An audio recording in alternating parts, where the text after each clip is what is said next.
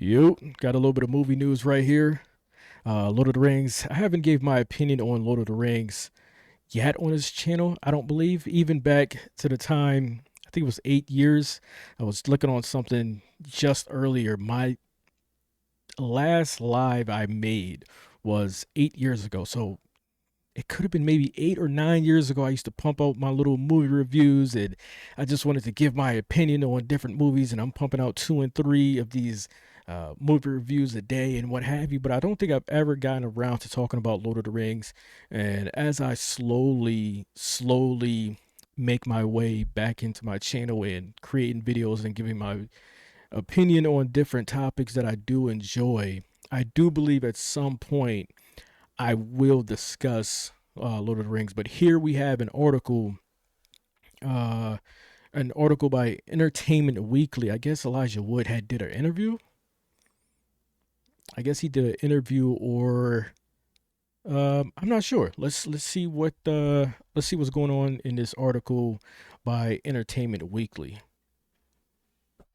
Elijah Wood doesn't want anybody else to play his Lord of the Rings character as long as he's alive and able.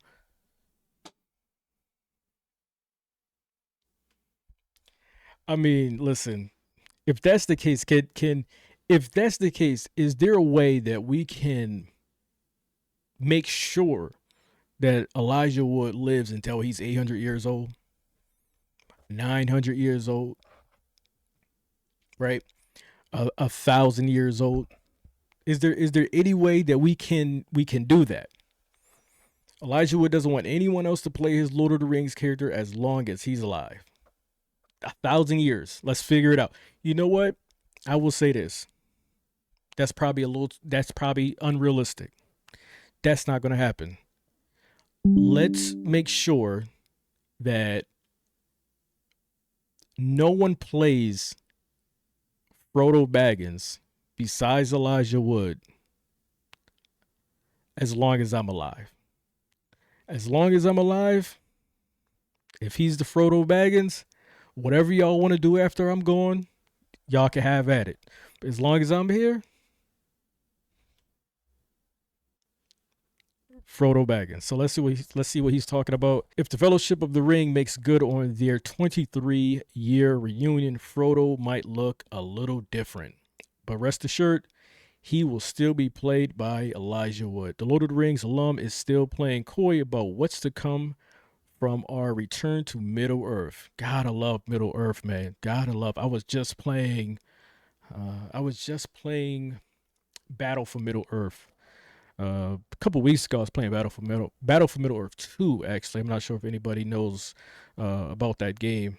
Actually, really enjoyed it. Not much as I enjoy. Where's these games at? Do I have them right over there? Yeah, they're right there. Hold on. Let me pull these out. Let me pull these out.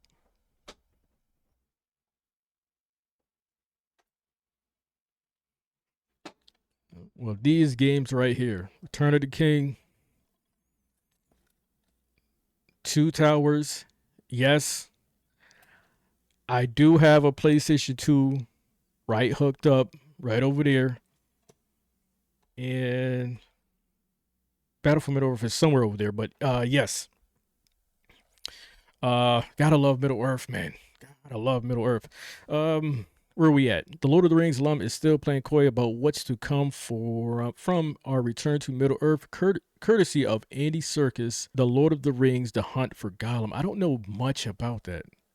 I've heard like I've heard it like in the background. I heard it in the background and whatnot. But I have not heard like if this is actually going on. Is this actually going on? I don't know. Let me look. I can look up right now. Is this a go? Are we really doing this? Is this year? But there's one thing he won't deny, that no one else will be playing his Hobbit-sized shoes anytime soon. It hasn't been officially announced, so it's not officially okay. Okay, so it's not officially announced, but at a convention last August, Ian sort of let the cat out of the bag. So there's a good chance Wood recently told the UK's Sunday Times when asked if he will reprise his role in the upcoming film. I'm not able to officially say anything until it's announced, but I will say I'm thrilled with the prospect of another film. It's always a little nerve wracking when people talk about new movies for a world like Middle Earth. Everyone gets a little protective and hopes it retains its level of integrity. I mean, Elisha, let me get my single back here. So Elijah says that everyone gets a little protective and hopes it retains its level of integrity. Is it rings of power anyone? Rings of power anyone? You got to think about how people felt about The Hobbit, right? So we have The Hobbit, how people felt about the trilogy. Then you have the Hobbit trilogy. Then you have Rings of Power. I don't think I'm missing anything. Then you have Rings of Power. So yes, people are a little protective, especially what Amazon is doing. Everyone's a little protective and hopes it retains its level of integrity, but this story is fun, thrilling. There is a genuine feeling of getting the band back together. So that seems like this is a go. He's talking about, yeah, but this story is fun and thrilling. That to me that sounds like a go, right? But here's my thing. Who the hell who's the one whose movie is it? Let me look this up right now. Whose movie is this? Because this sounds like it's a go, but it's not. He's not saying it's official. Is whose movie is this? This is not some Amazon, right? Let me yeah, so 2027.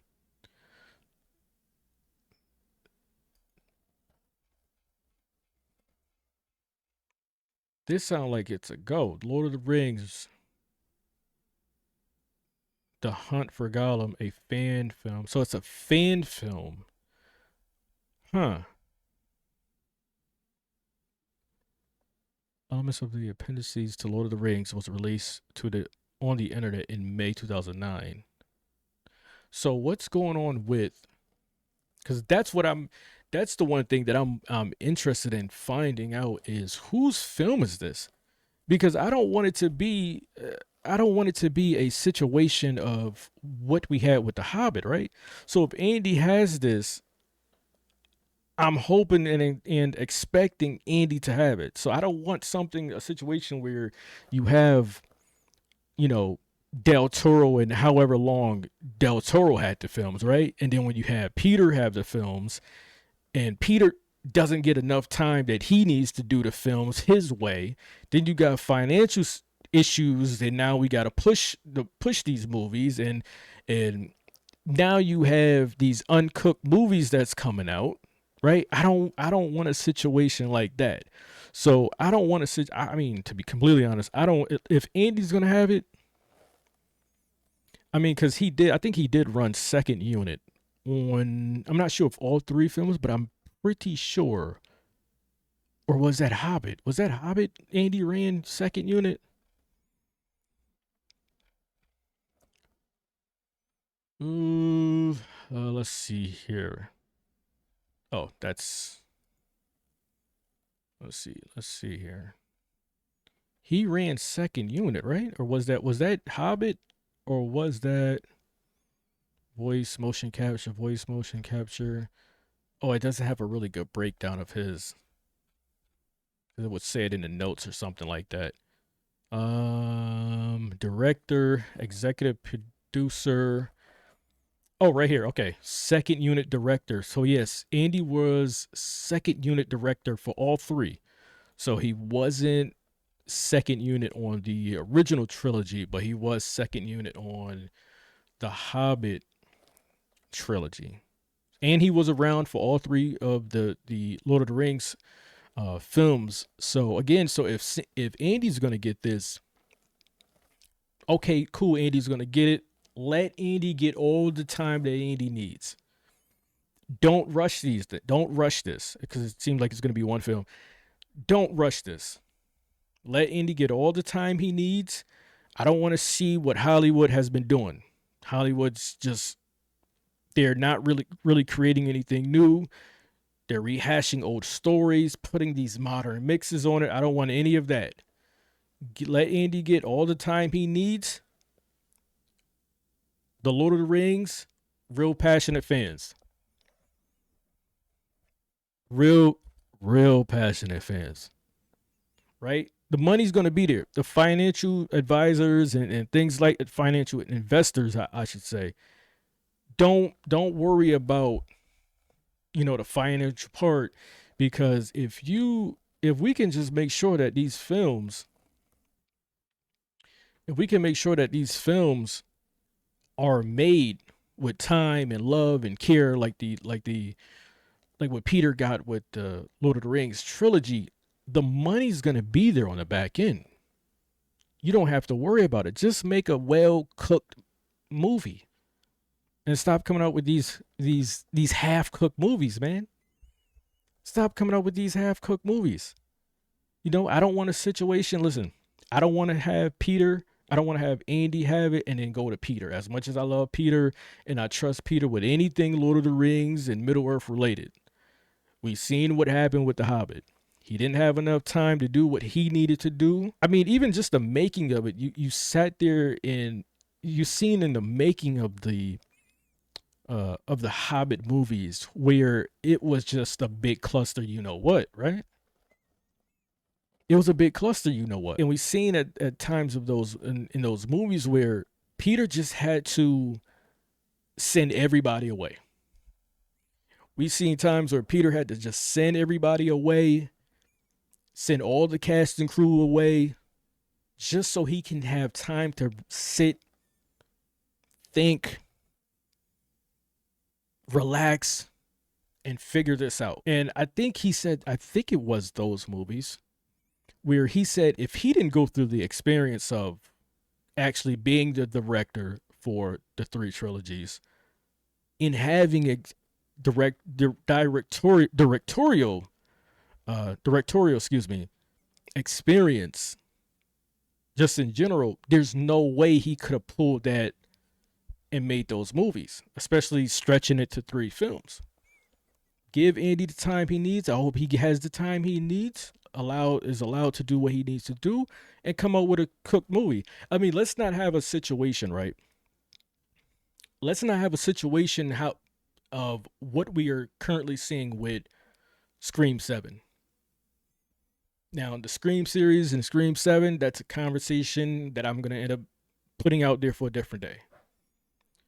Right? And whatever happened with that series and whatnot, I'll have a conversation for that. But the word of mouth got around. If you want to say average, to below average 7th film, that's what they put out. There's a lot of stuff in the background, right? But average to below average film, uncooked film, and this is what you get. You get a 70% drop from week 1 to week 2 in the box office, right? Let it be cooked, fleshed out ideas, a film that makes sense. It's established franchise. The money's going to be there on the back end, right? But just with Elijah Wood, right, and his comments, my issue here, to be completely honest, do I want to see Elijah Wood? Do I want to see Elijah Wood as Frodo in a new Middle Earth film? In this, like 2026, 2027, do I really want to see that? Because let's not forget how old Elijah Wood and Orlando Bloom looked in the Hobbit films. Get in the comment section, let me know your thoughts, and I'll catch you on the next one.